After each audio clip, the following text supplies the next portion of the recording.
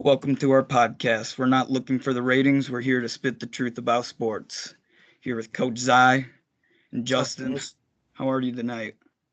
Doing great. Excellent. Excellent. So, lots of stuff has happened recently. So, let's just get right into it. College football, Heisman Trophy just got announced. You both agree about Kyler Murray? Go ahead, Hibbs. I thought it was a closer race than people expected. All three candidates were well deserving, especially with Haskins from Ohio State having a statement game against Michigan and breaking a ton of Big Ten records.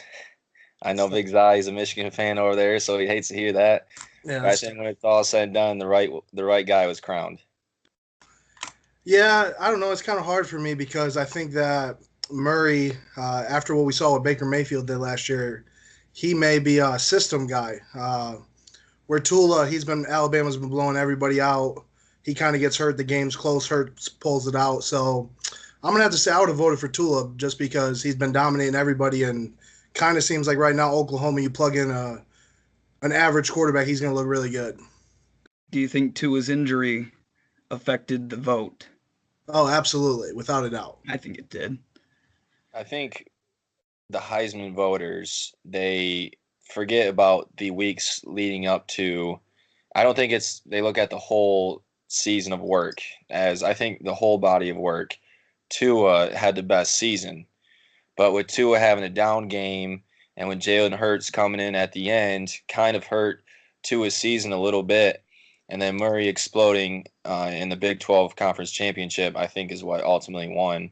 But I think the best season was by far Tua. If you look at the whole body of work, the numbers he would have put up if he would have been in the fourth quarter for most of the games, instead he got taken out because they were steamrolling dudes. Whereas Oklahoma, no defense, going up and down the field, it just not really comparative to SEC. SEC obviously known for more defense, for Big 12 all offense. So me personally, I was going back and forth between Murray and Tua, but I think ultimately the overall body of work. Tua had a better season. I agree with that. Yeah, I think Haskins. I'm not too much talk about him, but he set a bunch of Big Ten records this year. But Ohio State really didn't play too much in the Big Ten besides Purdue and Penn State. And they made Michigan look like little girls. Sorry, Zai, but they did. It's all right. And I mean, it doesn't help to play Maryland and Indiana and whoever other cupcakes that they play every year. I agree. So I mean, Kyler Murray was tough. Like Justin said, playing in the Big 12, there's no defense. You get on the field a lot more. You get to throw for more yards. So either or, Tua or Kyler Murray is a good vote. So college football playoff, you got Fort, Oklahoma. Kyler Murray's in. You both agree with Oklahoma being that fourth team? Go ahead. Me personally, I thought for sure with Ohio State being out and the Big Ten being out last year, I thought for sure the Big Ten would have at least one team in here this season.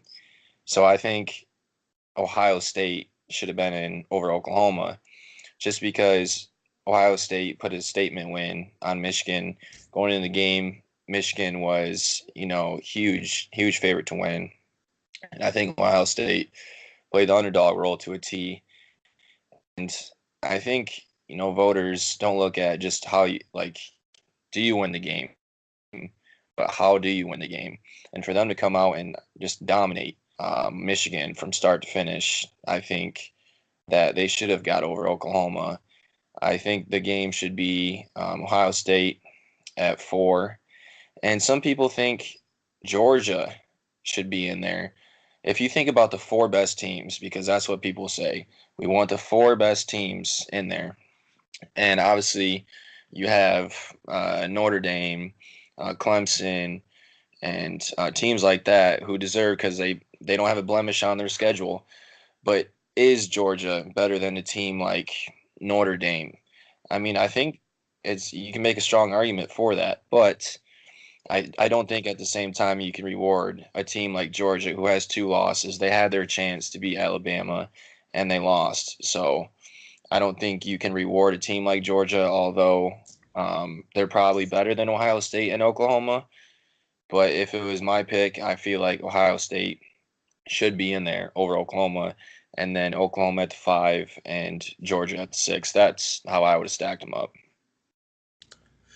I definitely agree. I think Georgia probably should have got the 4th spot. I think they're a top 4 team, but when they lost to Florida, kind of the way they did, kind of hurt them.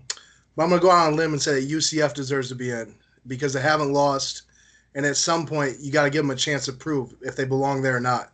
And I think going 2 years undefeated, took care of their business, even lost their starting quarterback, and still was able to win the next week. Like if you can do that stuff, they deserve a chance now. And if we gave them a chance, we'd find out if they belong or not, and that would kind of put that argument to bed. But Ohio State, yeah, they killed Michigan. That was a good win, but at the end of the day, you can't lose to Purdue by 30 and expect to get in the playoff. Like, it's just not acceptable. And so it really came down to Georgia and Oklahoma, and that it's just the 2 loss versus 1. And so, if we're based on the major conferences, like Oklahoma does deserve to get in, but I really would have went with UCF just to 2 years undefeated. Like, at some point, you got to give them a chance. Like, how many years in a row do they need to go undefeated to make the playoff? And you can say, like, hey, they need to schedule play games and stuff, but that's kind of hard to do. Like, this is like, because you're scheduling, you're doing it way in advance. So this new coach just got there. Like, that's not fair for him. So I really think they deserve their chance. See, what makes it tough, though, is that Oklahoma got revenge over Texas.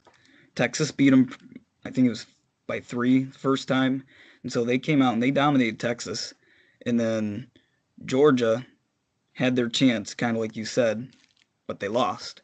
So how can you take a team that lost versus a team that won and got their revenge? And Texas, I think, is pretty high up there ranked. So you take that team and put it in. Now this is where people start asking, should they expand the playoffs? So like you said, how many years is Florida or Central Florida going to have to go undefeated? Well, maybe not longer if they expand it to 6 teams or 8 teams. How many teams should they expand it to if they do an expansion?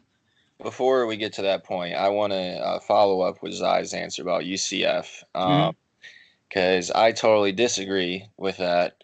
Going back to my point about the 4 best teams, okay, you can make a strong case that UCF is in there, but listening to a lot of knowledgeable college football commentators with UCF starting quarterback going down, do you still think that they're one of the best 4 teams in the country? Without the quarterback, probably not, but they've done the body of work, like 2 years undefeated. And I mean, I just view it like this: like we went, like Alabama lose their starting quarterback, we're not going to have that question. So they're still undefeated. I just think at this point they've earned it. I mean, second year going undefeated, like, I mean, they're not really getting any hype. Like, they just get a bowl game, and the thing is about it, like, everybody's just waiting for them to lose, so that way they can be like, "Oh, I told you so." Like, they're waiting for them to play a major 5 conference team and lose, and then be like, "Oh yeah, you didn't belong there." Well, they just keep winning. So at some point, just give them the chance. Say, "Hey, here you go. You're in the playoff. Let's see. We're gonna find out how good you are." So that's how I don't think you can really look at it like that because that's not fair, based on the body of work they've done. Now, if it was 2 1-loss teams, definitely you got to look at who's injured, who's not, and who would give the best chance. Yeah, but I think from UCF, they have to schedule tougher opponents. Mm-hmm. I'm looking at their schedule, and obviously you have to play your conference teams, whoever you're affiliated with. But I'm looking at the teams and how you go about those games. Do you just win them, or do you make statement wins, like I said Ohio State did against Michigan?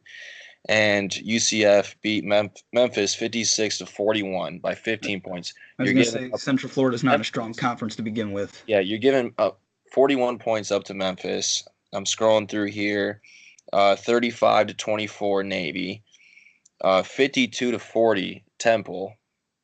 So, I mean, the more I go through this, they beat Memphis by 1 point, 31-30. So I just think with them barely getting over the hump, barely beating these less of a team, like the competition obviously is not of what Big Ten is, ACC, SEC. I just think from a strength of schedule standpoint, losing their quarterback, that they don't deserve to be in there. If they want to have a chance to be in there in the future, maybe our next point, extend the playoffs to more teams, or schedule a team like Alabama or a Michigan in week 1 or 2. And then if you win that and run the table, then you make your argument much stronger. I agree. They need to schedule some non-conference opponents. But again, then they flirt with if they're to schedule Alabama and get blown out like most people do at the beginning of the year, like really Mm-hmm. flirting with the problem of that they won't be in that argument ever again. So I kind of see where they're coming from, but at the same time, when you talk about scores, like Maryland has a wide open 2-point conversion catch to beat Ohio State, and the throw's not very good. Like, so Oklahoma gives up 40 points to Kansas, teams like that. So like when you start thinking about that, like it happens to some of these good teams that really are aggressive and try to score fast. Like you can just see their defenses get tired and they give up a lot of points. So I'm not too worried about the points, but I do agree if they don't expand the playoff, they're going to have to schedule somebody and prove it at some point. Well, plus they don't really play in a strong conference like the American. Like you look at the playoff, you have Alabama's SEC, Notre Dame, of course, is independent, but you look at who they schedule, and Clemson's ACC. ACC, of course, wasn't too strong this year, but it's traditionally been pretty strong. And then Oklahoma, the Big 12, kind of strong, but Big 12 is a stronger conference than the American for sure. So I agree. how would you guys expand the college football playoffs, and or do you think 4 teams is enough? It's got to go to 8 teams. I think it should be the top 8 teams because you look at it this year, like think about adding Ohio State, Georgia, UCF, and Michigan, and I think the playoff would be really good. It's tough with eight. I say six because 8 teams, there's not a whole lot of motive to get in there because you can be number 8, but then number eight's just going to get bounced by number 1 for sure. Well, I shouldn't say for sure, but most likely.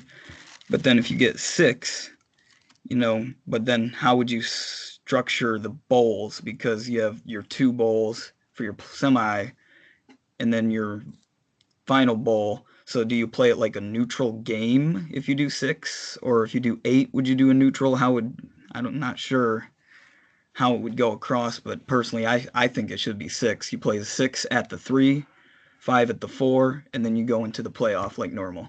Yep.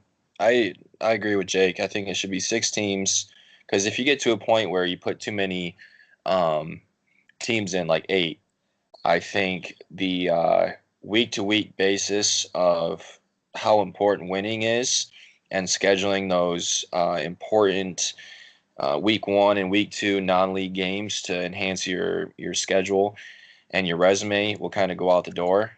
What's up, Audie? But I think because that's the reason why we have these great matchups week 1, where Michigan is playing Notre Dame, because look where Notre Dame's at now. They Mm-hmm. ran the table.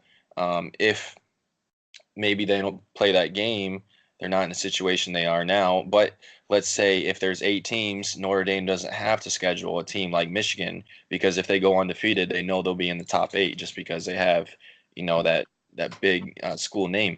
So I think you keep it at 6, where every week matters in college football. That's a great thing about it. NFL, you can lose 5 or 6 games, still get in the playoffs. So that's why teams don't show up sometimes.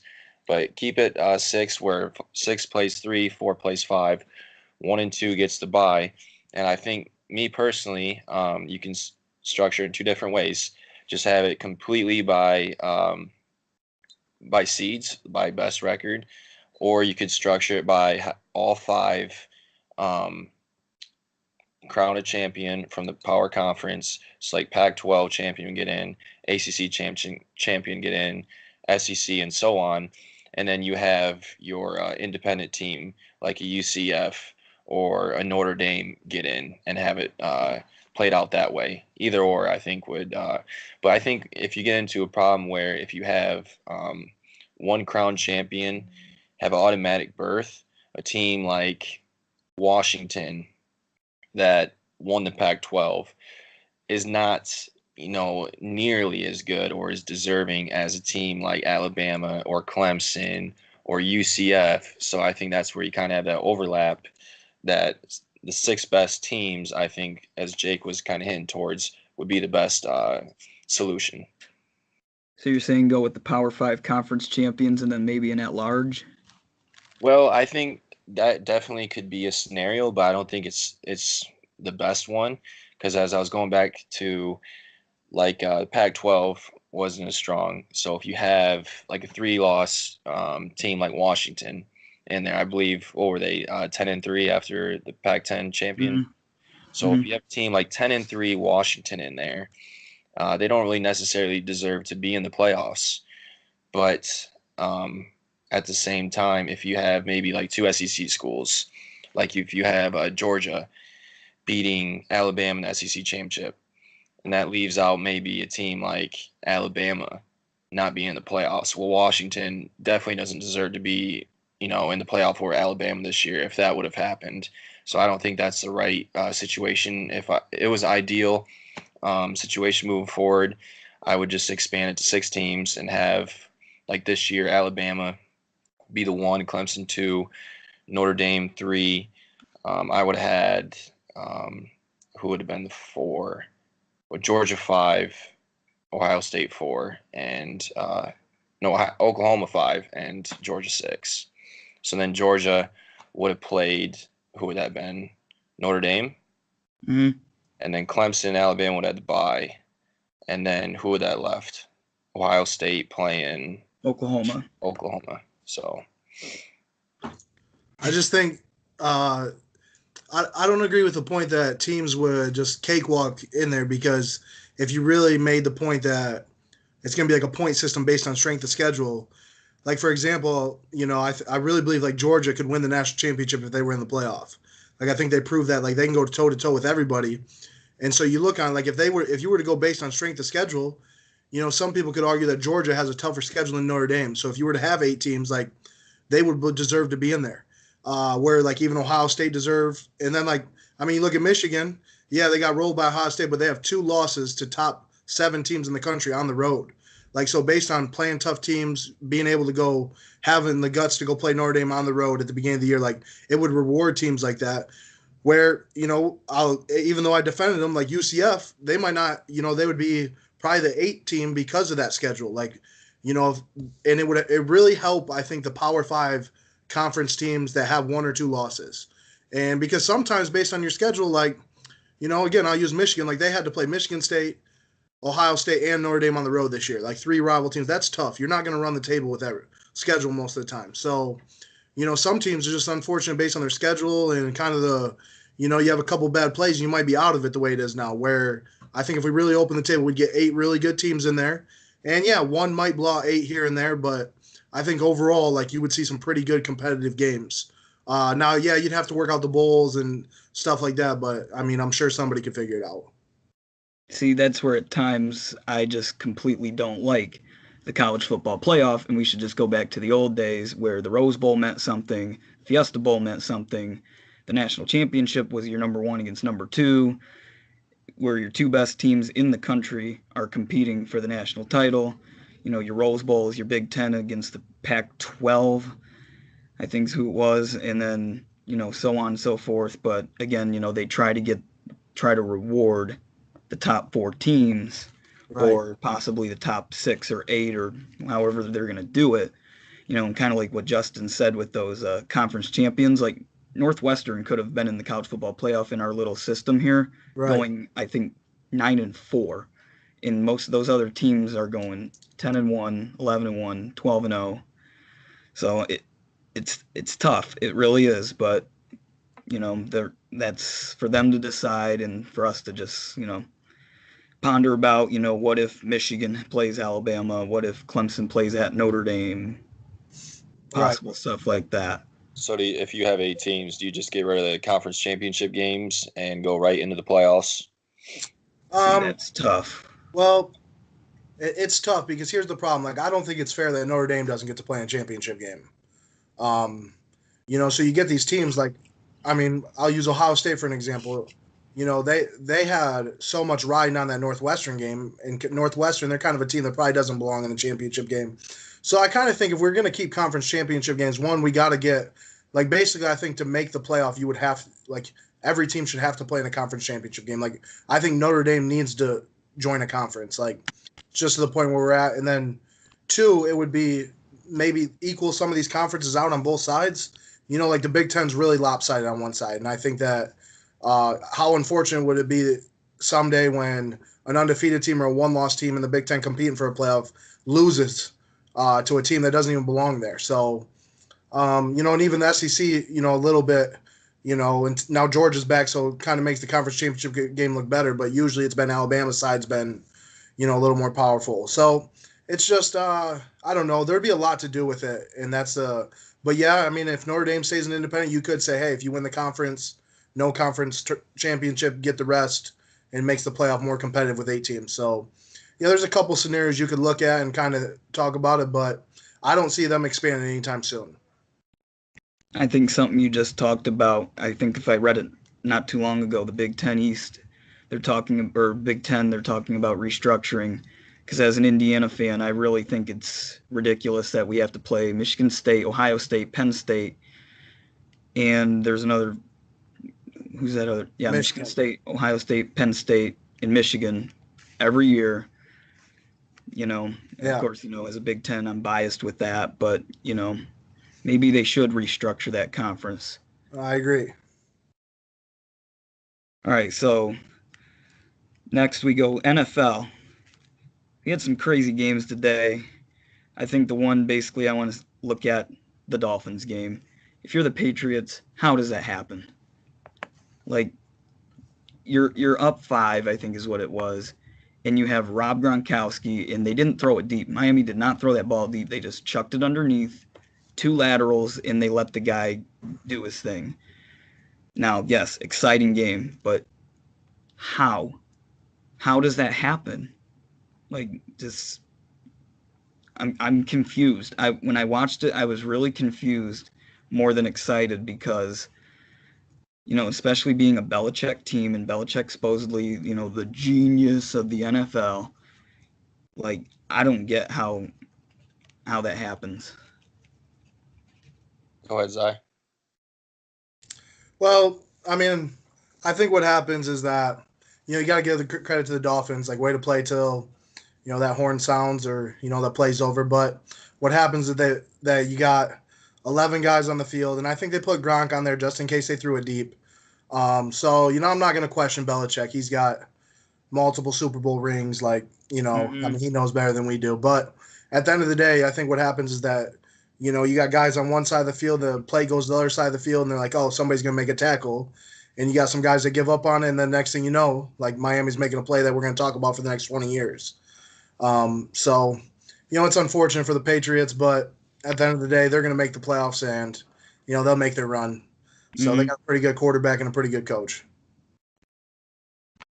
Yeah, just kind of going off you, I just think, it's just one of those crazy plays that happens once in every couple years. You don't see that ever so often. And, hey, team sports, all it takes is for one guy to have a mishap, and you see the play. I mean, it was a couple backwards laterals, and I don't know. You could kind of see Gronk. He was more expecting a deep ball. That's the reason why he was back there, not because of speed. Right. So if I think early on the play, one of the first laterals, a guy gambled, and if he doesn't gamble there and just breaks down and makes a tackle, game over.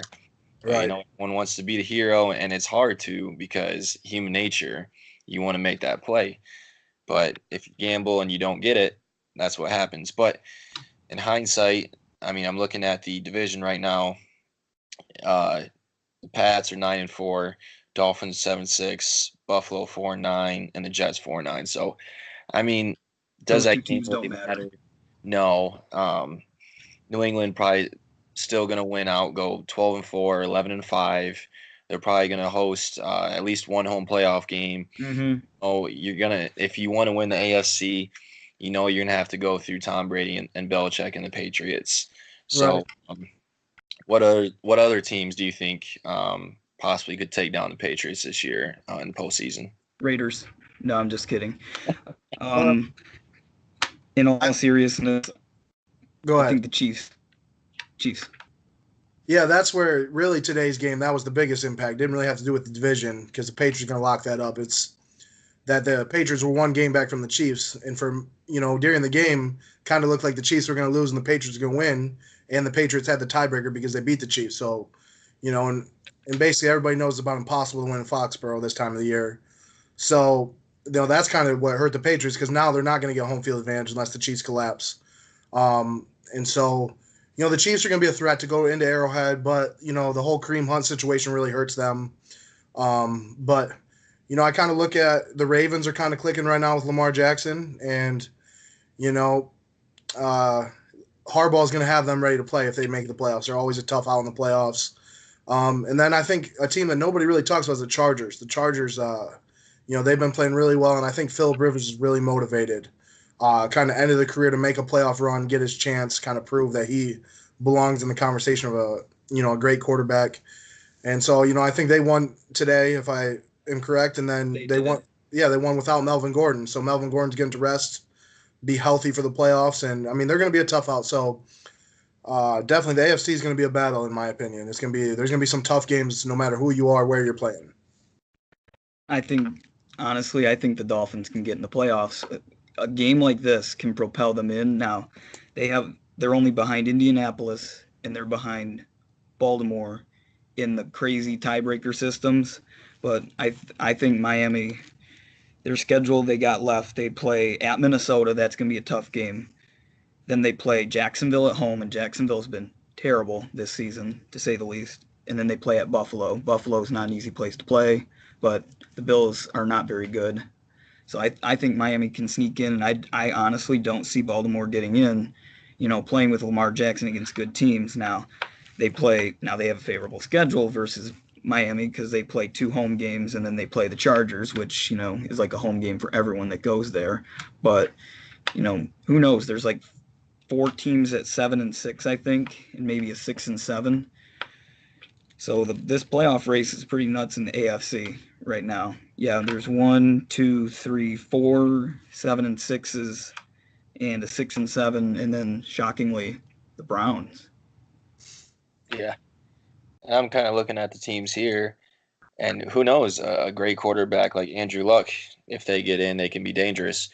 But going back to who can take down Tom Brady ultimately, and when I'm looking at all the teams here and in the past, and how do you take down Tom Brady? Well, the other quarterback on the other sideline, and in the playoffs, experience matters. Mm-hmm. So always the experienced guy in the past has taken down Tom Brady. In that matter, I don't think Chiefs have a chance. Patrick Mahomes in his first season, I don't think wherever the game is at, I don't think he can outperform Tom Brady. I don't think he's going to be able to have enough in the tank to take down Tom Brady. So I think the 2 teams, and I agree with Zai here, one, Philip Rivers, he has a huge, massive chip on his shoulder. Mm-hmm. He's always been overlooked, and I think this is his year. They're 1 game behind the Chiefs in the AFC West. Mm-hmm. That division's not over. If they get home field advantage, watch out. But still, I think they're just one of those chippy teams that has something to prove. Philip Rivers, I think, has those guys motivated in the locker room. He wants to get to that Super Bowl, and so that's one team, and he's an experienced guy, been in the league a while. And another team I think that could be up there is Big Ben Roethlisberger. I know they have been looking great last week or two. What happened to them today? Yeah, if they get in the playoffs, though, Big Ben's dangerous, and the weapons around him. The defense is improving, so with Big Ben, he can. He's nimble back there. He doesn't age, seems like, and he's playing better than ever. So, I think the AFC, I would take either Pittsburgh or LA Chargers to take down Tom Brady. I definitely would have to say timeout on the Steelers just because the Patriots have seemed to have their number the last several years when they get in the playoffs. Le'Veon Bell ran his mouth last year. So you just get all these things, and I just think they have their number, and kind of why I feel confident against the Chiefs too, other than it's at Arrowhead, is that, usually the Chiefs are pretty successful against the Patriots in the regular season. And then when we get to playoffs, the Patriots tend to, pick the Chiefs apart too. So, but Philip Rivers does scare me. Timeout. Now, how does the Chiefs do in the postseason? They lose every year. Yeah, they lose every year. But when was the last time they won a postseason game? 1990.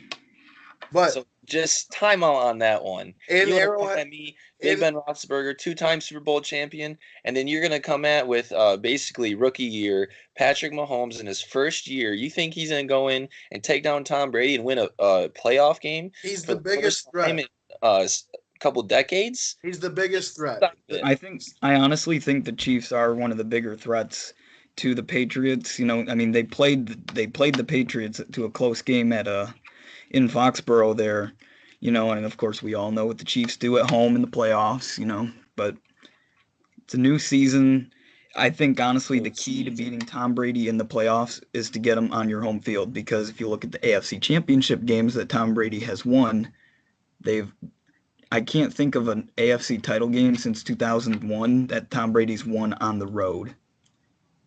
If the Chiefs played the Bengals in a playoff game, nobody would win. That's low. That's low. Marvin Lewis deserves to get fired. That's a different argument for a different day. Yes. He Yes. needed to be fired a few years ago. Yeah. I just Yeah. think the Chiefs at home, Patrick Mahomes, a young gunslinger, not really any pressure. People are going to say exactly what you're saying. Like, he can't compete with Tom Brady, but he's going to go in there fearless. They got playmakers. I mean, Tyreek Hill's always a missed tackle away from scoring a touchdown anywhere. And their defense is pretty good. They've been pretty good all year. They're not outstanding, but they're good enough to win playoff games. And at Arrowhead, that place it'll be a pretty good show to put on. So, I mean, I got to go with Chiefs and Chargers as the top two teams. The Steelers have had the same roster for 7 years, talking about how explosive that offense is and all this, but it's getting close to Ben Roethlisberger time for him to retire. Now the Chiefs, I'd call timeout on the defense real quick, only because the Chiefs defense has given up a ton of points to a lot of teams. They gave up 33 to my Raiders just last week, giving up 27 to the Niners earlier this year, giving up 43 to the Patriots, 23 to the Broncos. To me, if you want to win a playoff game, you want to give up no more than 20 points. And I don't really think you want to be in a shootout with Brady or Big Ben or Philip Crimea Rivers at any time. But if the defense can step it up, I think Kansas City can be dangerous. And like Justin said, the Chargers, that's where they got a prove it game at Arrowhead this Thursday. Then they play Baltimore and then they play at Mile High to finish the season. So if the Chargers finish on a good note, they could end up as that top seed or number 2 seed and get a home playoff game. So who knows with that? But I think the Chiefs are a dangerous team. And being a Raider fan, I give my respect to Andy Reid, and Patrick Mahomes is very impressive this first year. So look for the Chiefs to possibly be playing in a Super Bowl for once.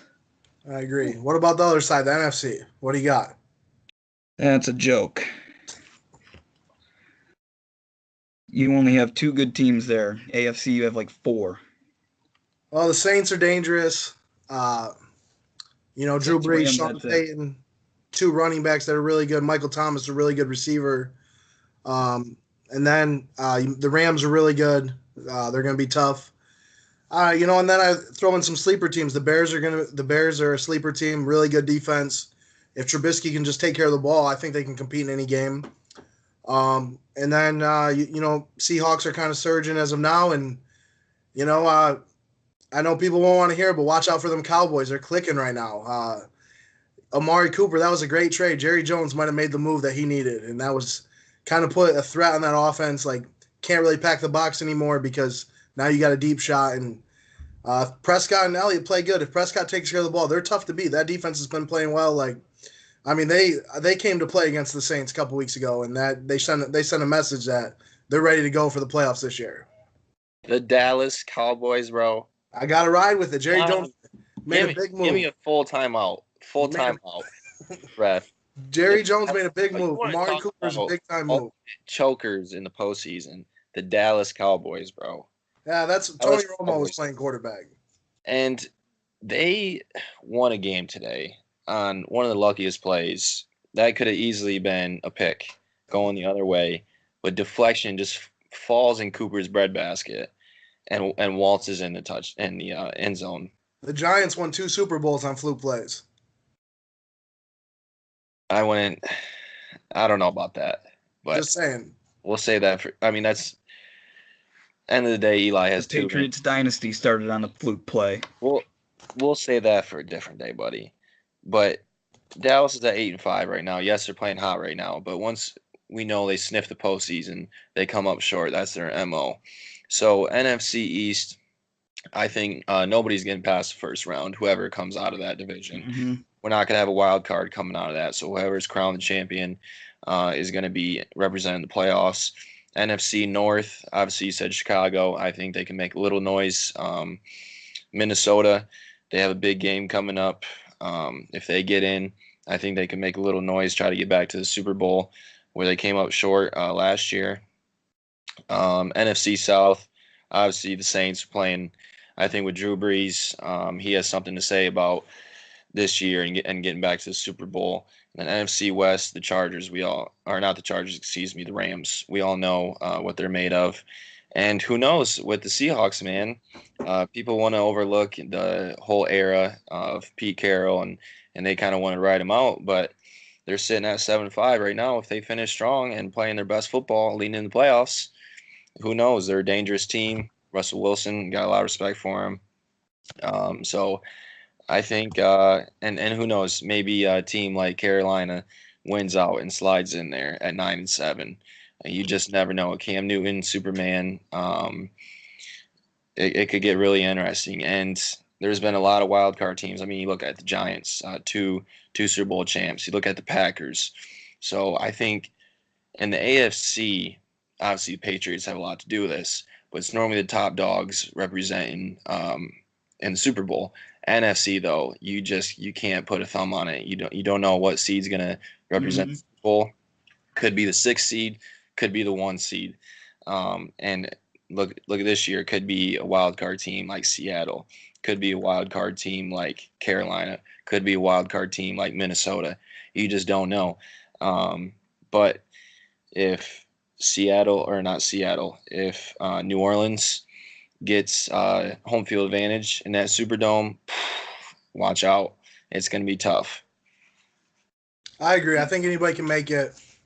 And I don't think probably the Saints are the one team that has the potential to get home field advantage. That I think it really makes a difference. But everywhere else, I think there hasn't been enough playoff success for those teams to really have a dominant home field. The Rams haven't had a ton of playoff success lately. The Cowboys, they have had some bad luck in the playoffs. So you just look at those teams, but I agree the Seahawks are a dangerous team in the wild card just because Russell Wilson. If they stay close in the game, you can never count that dude out. He's gonna make a play late in the game. But it's going to be interesting. I just think I think a lot of people think the Rams are going to walk through, and I just think they're too young and don't have enough experience that if they get in a tight game, they could be in trouble. I think. Well, you look last year. Even though they hosted a game, the Rams got out in the first round Right. by Atlanta, and I think Seattle is a dangerous team. They're 7-5. Looking to be 8-5 if they win tomorrow night. If you get a game at Seattle, whether it's a wild card game or if they somehow manage to make a run here, can't beat them there. Yeah. You saw the Marshawn Lynch play from a few years back. You saw the Niners try and win there. Not many teams can go into the 12th man and pull a win out. Right. And like you said, Justin Dallas tends to not play well in the postseason, when it matters. And Minnesota, wild runs in the NFC so far. One team we know we won't be making it is again the Detroit Lions. Yeah. Thanks, Jake. I appreciate it. That might not ever happen. Thanks for reminding me. I couldn't even watch the game today because I'm just so miserable. Hey, they won though. The Yeah, Vikings. Point. If I'm correct, Vikings Seahawks play tomorrow. Yep, at Seattle. That is a must-win for Kirk Cousins. Otherwise, he's the most overrated quarterback of all time. I'd almost agree with We'll that. save that debate for another day. Gets paid a big contract, hasn't won a big game yet this year. Neither is Matt Stafford. Well, there's no expectations for him. Stafford at least has got to the playoffs 2 different times, and he took over the Lions after a 0-16 season. So at least he made him respectable in some regard. Yeah, if Kirk doesn't win, I don't want to hear you like that ever again. Honestly, and I can almost agree with that because I mean, you pay your quarterbacks big money for them to win. What do you do when they don't win? Got to get Look at rid of him. look at my guy Derek Carr. What's he done? Got to get rid of him too. They've already traded the whole team out to get rid of him. You got to keep somebody. You got to keep some. I know you're trading everybody away, but you got to keep somebody to be I your agree. leader. I agree.